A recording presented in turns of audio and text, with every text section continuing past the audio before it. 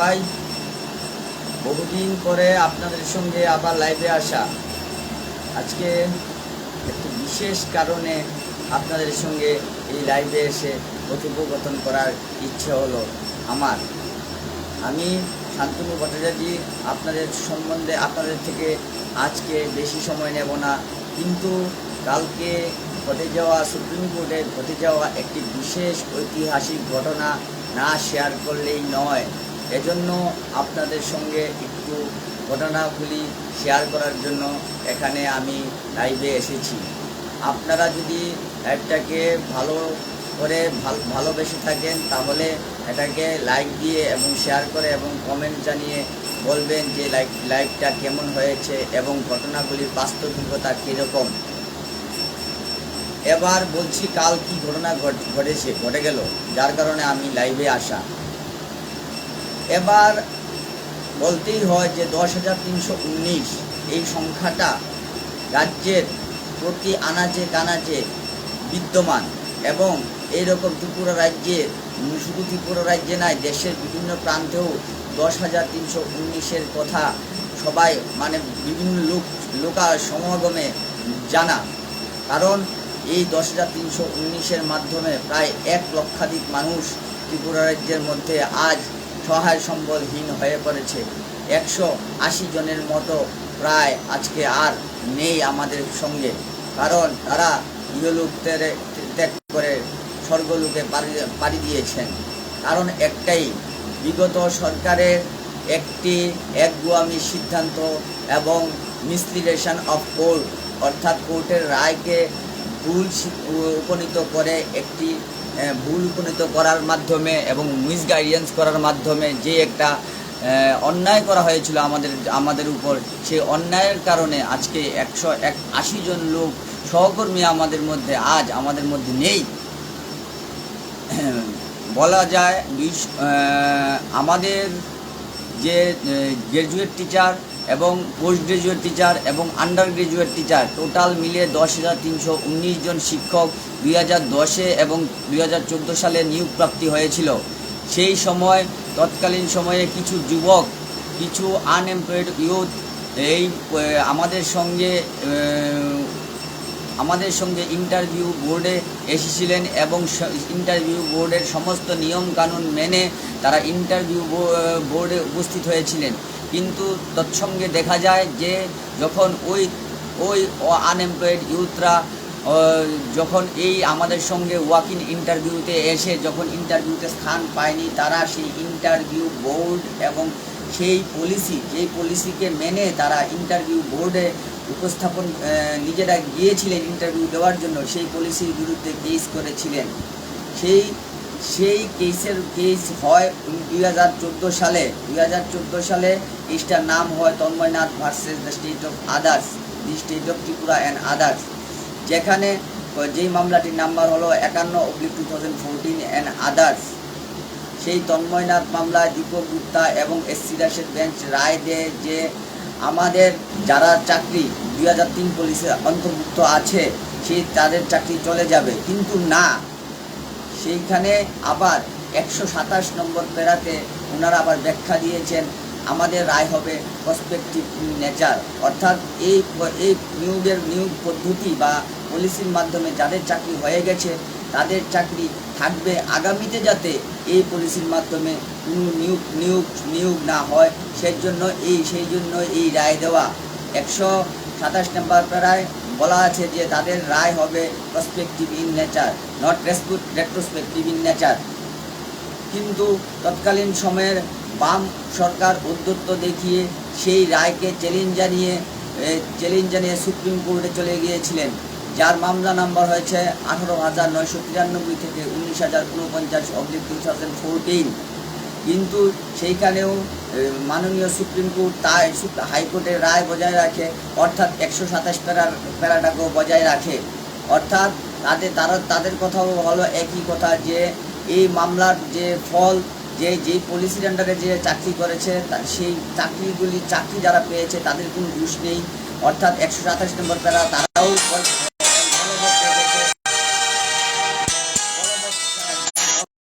বলবৎ রেখেছে এবং বলেছেন যে 127 তারা বলবৎ রেখেছে। অর্থাৎ যে এই পলিসির আন্ডারে যাদের চাকরি হয়ে গেছে, কিন্তু এই পলিসির মাধ্যমে আগামীতে কোনো নিয়োগ হওয়া সম্ভব নয়।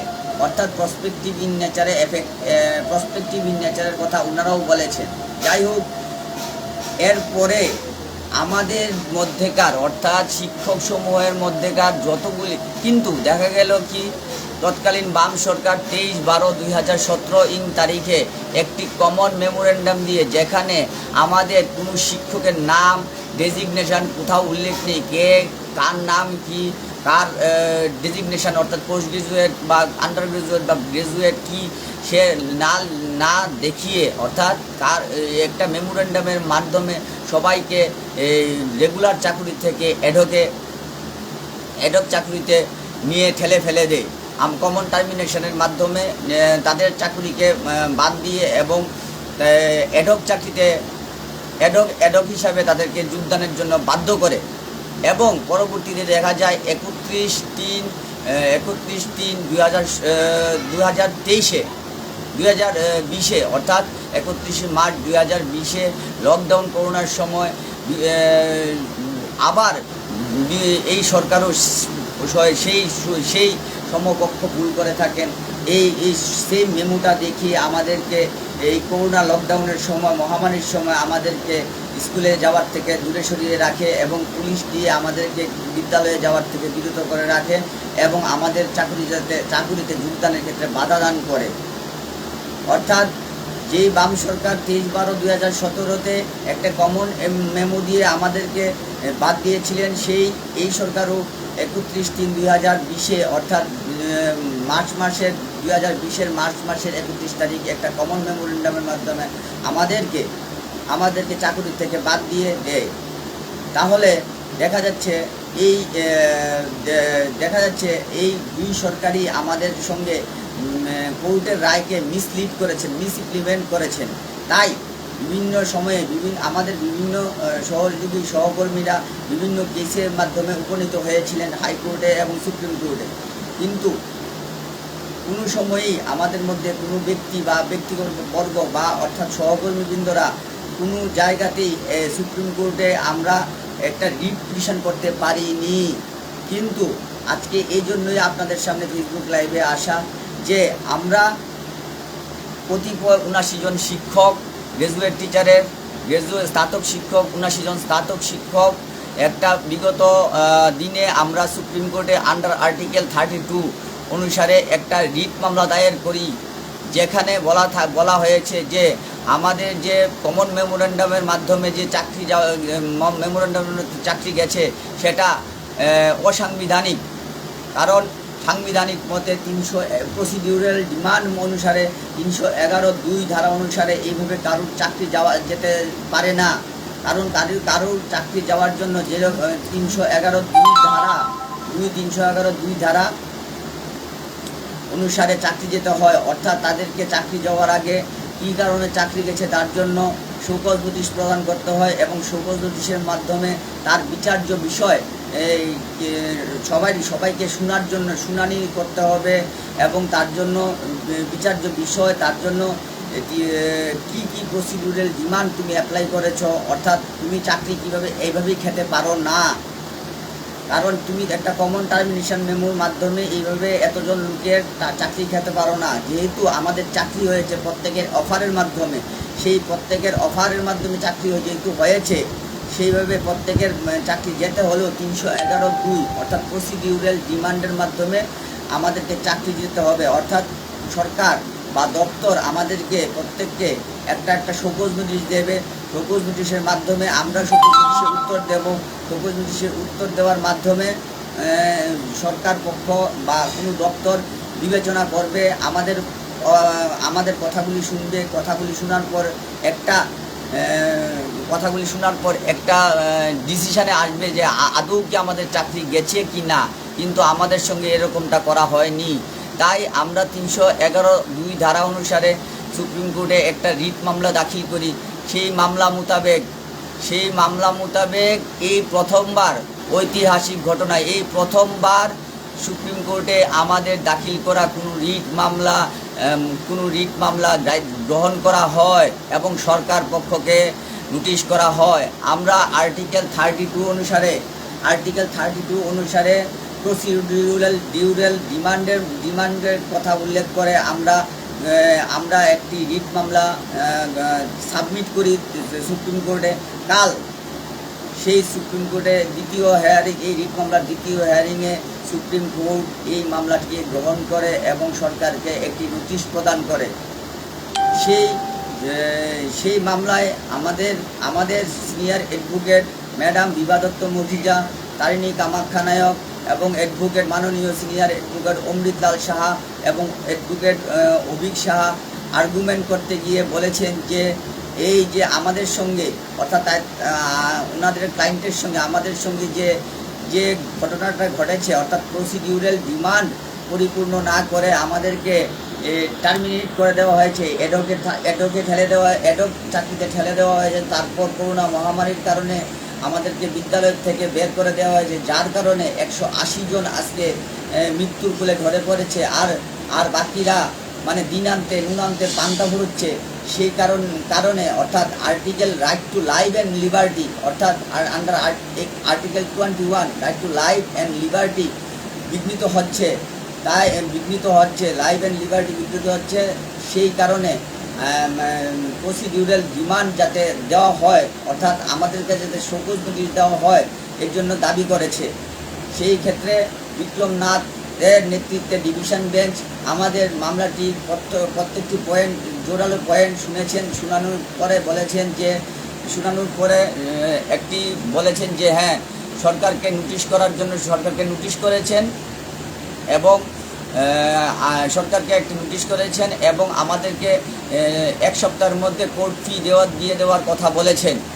এই প্রথম 10,319-এর এই পক্ষে কোনো রিট মামলা সুপ্রিম কোর্টে অ্যাকসেপ্ট হলো। এর মাধ্যমে আমরা বলতেই পারি যে article 21 right to life and liberty, আমরা সুপ্রিম কোর্টে রিট মামলা করেছি আন্ডার 32। আগে আমরা বুঝতে হবে আন্ডার 32 অর্থাৎ কি। আর্টিকেল 32 হলো itself is a fundamental rights, এটি নিজেই একটি মৌলিক অধিকার। আর্টিকেল 32-র মাধ্যমে সুপ্রিম কোর্টে রিট মামলা করা হয়।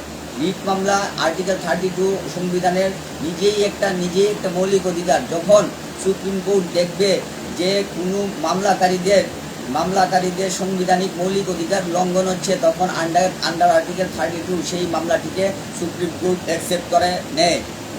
সেই কালকের ঐতিহাসিক ঘটনাটি হলো এই যে আমাদের যে প্রসিডিউরাল ডিমান্ড এবং অর্থাৎ 311(2) লঙ্ঘিত করা হয়েছে আমাদের সঙ্গে, একটি কমন টার্মিনেশন মেমোর মাধ্যমে আমাদেরকে বিদ্যালয়ে যাওয়া থেকে বিরত করা হলো এবং under article 21 right to life এবং লিবার্টি যে রাষ্ট্র আমাদেরকে যে right to life and liberty দিতে বাধ্য, সেই থেকে বিরত করা হলো।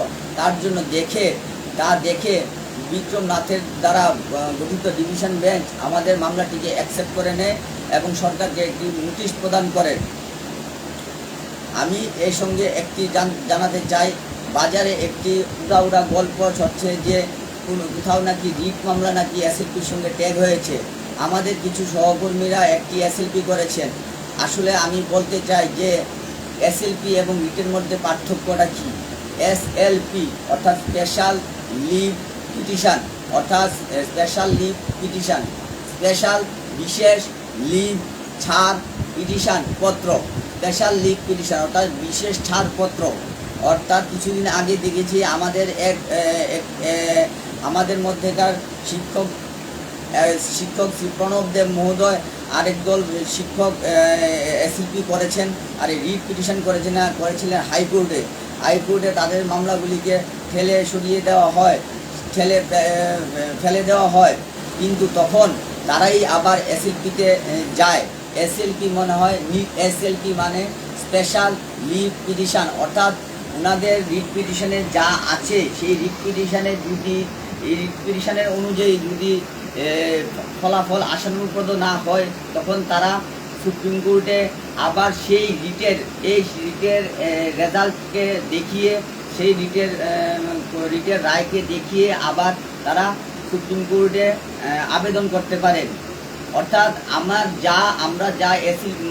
যা যে রিটটা সুপ্রিম হাইকোর্টে করেছি, সেই হাইকোর্টের রিটটা যেরকম করেছি সেই রকম রিটের আনসার আমরা পাইনি, সদুত্তর উত্তর আমরা হাইকোর্টের থেকে পাইনি।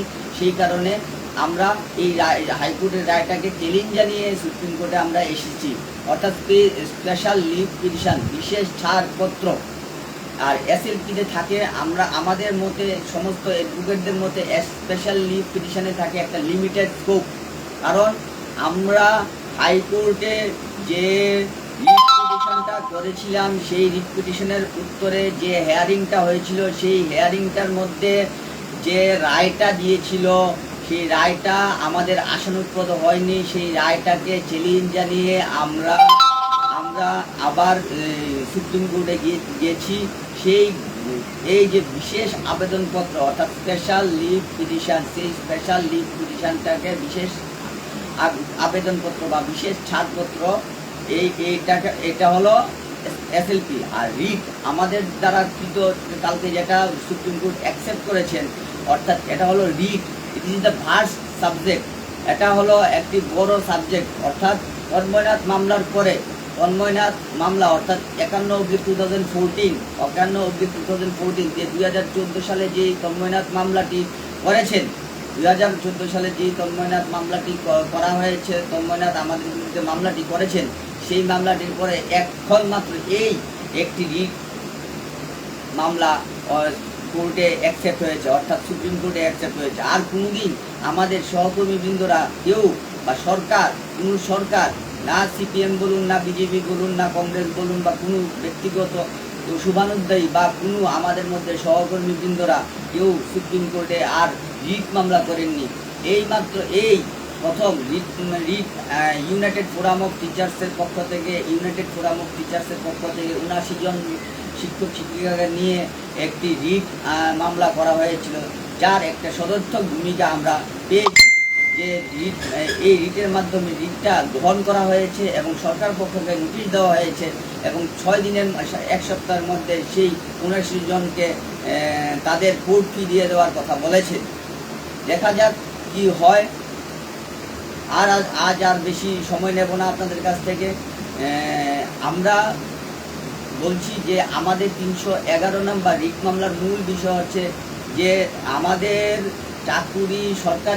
সরকারের চাকুরি যাওয়ার যে সাংবিধানিক প্রসেস আছে, অর্থাৎ প্রসিডিউরাল ডিমান্ড আছে, 311(2) নম্বর ধারা অনুসারে আমাদেরকে চাকুরি যাওয়ার জন্য শোকজ নোটিশ প্রদান করতে হবে। শোকজ নোটিশ প্রদান না করার মাধ্যমে তুমি একটা কমন মেমোরেন্ডামের মাধ্যমে সরকার বা দপ্তর আমাদেরকে টার্মিনেট করতে পারো না।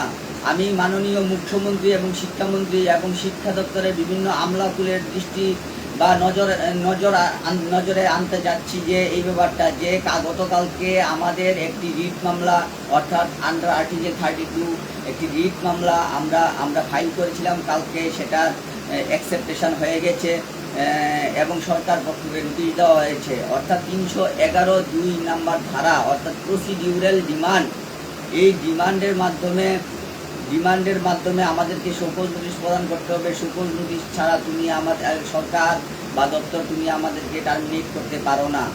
এবং এই প্রসিডিউরাল ডিমান্ড উল্লঙ্ঘনের ফলে আমাদেরকে জীবন এবং স্বাধীনতার ক্ষেত্রে হস্তক্ষেপ করছে সরকার এবং দপ্তর। আন্ডার আর্টিকেল 32, আন্ডার আর্টিকেল 21 যেখানে বিঘ্নিত হচ্ছে লাইফ অ্যান্ড লিবার্টি, সেইখানে সংবিধানের মূল এসেন্স আন্ডার আর্টিকেল 32, যেখানে সুপ্রিম কোর্ট মনে করবে যে আমাদের ক্ষেত্রে কোনো যে কোনো নাগরিকের ক্ষেত্রে যে সাংবিধানিক অধিকার, মৌলিক অধিকার লঙ্ঘিত হচ্ছে, সেইখানে সুপ্রিম কোর্ট হস্তক্ষেপ করতে পারবে। আমরা সেখানে দেখাতে সমর্থ হয়েছি যে সেখানে আমাদের article 21 right to life and liberty আমাদের ক্ষেত্রে লঙ্ঘিত হচ্ছে, প্রসিডিউরাল ডিমান্ড আমাদের ক্ষেত্রে লঙ্ঘিত হচ্ছে। সেই কারণে সুপ্রিম কোর্ট সেটাকে গ্র্যান্ট করেছেন এবং সরকার পক্ষকে নোটিশ করেছেন। আর আন্ডার আর্টিকেল 21 এটাকে একটু আপনাদের সামনে বলে দিই। আপনাদের সামনে একটু বলে দিই under article right to life and liberty কি। ভারতবর্ষের সংবিধানের প্রস্তাবনায় লেখা আছে ভারতবর্ষের সংবিধান একটি ভারতবর্ষের সংবিধান আমরা ভারতের জনগণ ভারতবর্ষকে একটি স্বাধীন সার্বভৌম ধর্মনিরপেক্ষ সমাজতান্ত্রিক গণতান্ত্রিক প্রজাতান্ত্রিক রাষ্ট্র হিসেবে গড়ে তোলার শপথ করছি। অর্থাৎ ভারতবর্ষের যে সরকার by the people for the people of the people গড়ে ওঠে, কিন্তু সেই সরকারের মধ্যে এই প্রজাতান্ত্রিক কথাটা লেখা আছে সেই প্রিয়াম্বলের মাধ্যমে। প্রজাতান্ত্রিক কথার অর্থ হলো গুড গভর্নেন্স, অর্থাৎ সরকার প্রতিটি জনগণকে আর্টিকেল রাইট 21 মতে right to life and liberty দিতে বাধ্য থাকিবে। সেই কারণে এই আমাদের যে আজকে এ পর্যন্ত 180 জনের মতো প্রাণ হারিয়েছেন এবং আজকে যে আমাদের এই অবস্থা, সেই অবস্থার জন্য দায়ী একমাত্র সরকার। সেই সরকার এই কথাটা আমরা সুপ্রিম কোর্টে বুঝাতে সক্ষম হয়েছি। সেই কারণে সুপ্রিম কোর্ট আমাদের আন্ডার 32 আমাদের রিটটাকে অ্যাকসেপ্ট করে নিয়েছে এবং সরকারকে নোটিশ প্রদান করেছে। সেই কারণে আমি অত্যন্ত আশাবাদী সরকার এবং কোর্ট একটি সদর্থক ভূমিকা নিয়ে আমাদেরকে আমাদের পুরানো চাকরিতে ফিরিয়ে নেবেন এবং আমাদের দাবি পূরণ করবেন। অসংখ্য ধন্যবাদ আপনাদেরকে।